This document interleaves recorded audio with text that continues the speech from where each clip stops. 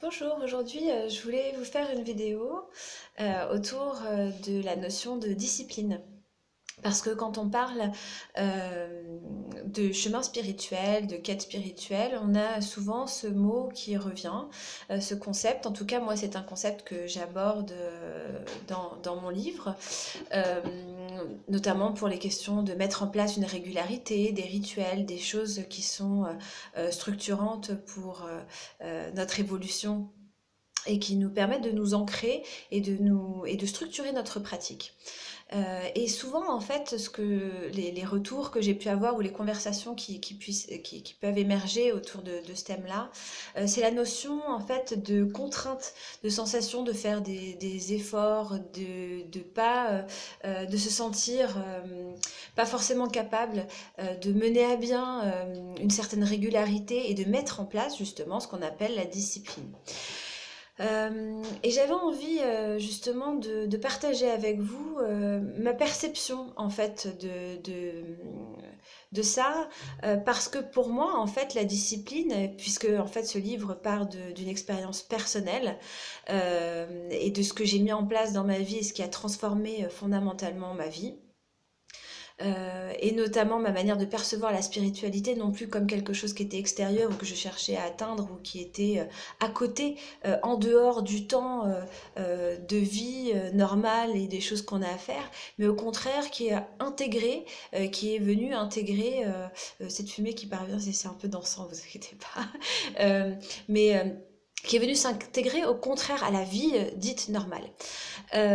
Et donc cette notion de discipline, moi, et c'est ce qui, je trouve que c'est important de le relier justement, d'en comprendre son origine et de comprendre que l'origine du mot discipline, bah, il est ici disciple.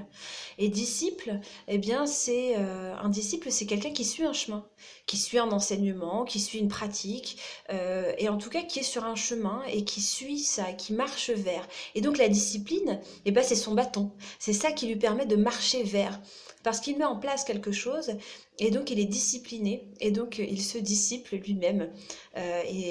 Parce que finalement on n'a pas besoin d'être disciple de quelque dogme que ce soit, si on arrive à être justement son propre disciple, c'est-à-dire celui qui met en place des choses qui sont bonnes pour soi.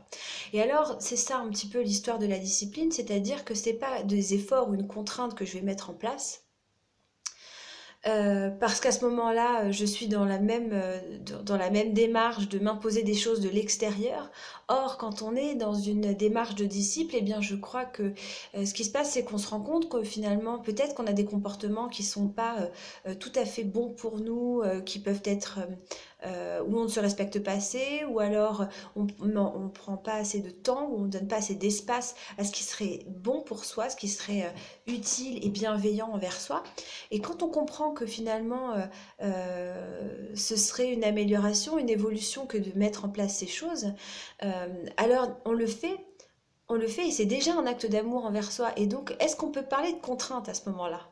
Je ne crois pas qu'en fait, c'est-à-dire que si on voit ça de l'extérieur, alors du coup, si on continue d'être extérieur au procédé, du coup, ça reste une contrainte. Or, quand on prend conscience qu'on fait quelque chose de fondamentalement bon pour soi, on le vit complètement différemment. C'est-à-dire que si j'ai pas envie d'aller à l'école parce que je trouve que c'est contraignant, par contre, et là, c'est bien effectivement une contrainte et une obligation. En revanche, si je suis contente d'aller à l'école parce que ce que j'y apprends, parce que j'y vais de mon plein gré, parce que ce que j'y apprends me fait du bien et je sens que c'est bon pour mon évolution, alors c'est plus une contrainte, mais c'est un enrichissement et c'est quelque chose au contraire pour laquelle je développe une soif très importante. Donc, eh bien, c'est ça, la discipline. Il y a un shift, il y a un changement qui se met en place au départ où on se dit je vais commencer quelque chose, je vais rentrer dans un processus où je vais peut-être changer d'alimentation, me remettre au sport, pratiquer un rituel matinal, me masser le soir après le boulot, faire un peu de sophro, peu importe.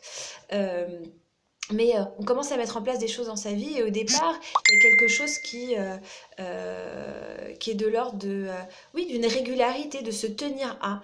Et en fait, quand on vit les bienfaits, normalement on sent qu'on se fait du bien et ça ne devient plus une contrainte. Donc cette discipline, ce mot discipline, en fait, ben oui, il est nécessaire au pèlerin de celui qui avance sur son chemin, de celui qui est disciple de sa propre quête. Hein. En fait, la discipline, c'est à la fois le chemin sur lequel on marche et le but, parce que quand on le fait, on est déjà en train de s'aimer, on est déjà en train de découvrir quelque chose de très profond. Donc en fait, la discipline, c'est à la fois la coquille et c'est à la fois le contenant et le contenu. Hein. Euh, donc en fait, c'est de l'amour. C'est de l'amour que vous apportez à vous-même et quand vous le vivez, du coup, tout type de contrainte, toute notion de contrainte s'efface. Voilà. En tout cas, ce sont des choses que j'explique aussi dans mon livre et que je partage parce que je pense qu'effectivement, c'est quand on commence à appliquer les choses qu'on sait, qu'on a tellement lu dans tous les livres, qu'on a entendu, on a regardé des vidéos, on a entendu des gens nous dire à quel point ça les avait changés, mais il n'y a que le moment où on va les mettre en place que ça va nous changer véritablement d'une manière dont on est incapable d'imaginer comment ça va se mettre en place, de quelle manière en fait ça va nous transformer. On est incapable de le prédire. Donc c'est toutes ces pensées, tout ce qu'on sait, un moment qui se condense et qui devient en fait ce que je fais, et ce que je fais devient ma vie, devient ce que je suis, ce que je vis. Et donc ça me transforme, ça transforme totalement mon quotidien. Et, et après, on n'est plus la même personne. Voilà, c'est pour ça aussi que je parle d'initiation. Mais ça, on en parlera une autre fois. En tout cas, je vous remercie d'avoir écouté cette vidéo. Si vous l'avez aimée, partagez-la. Si vous voulez liker ma page, n'hésitez pas. Je vous embrasse et je vous envoie beaucoup d'amour et plein de lumière pour cette belle journée.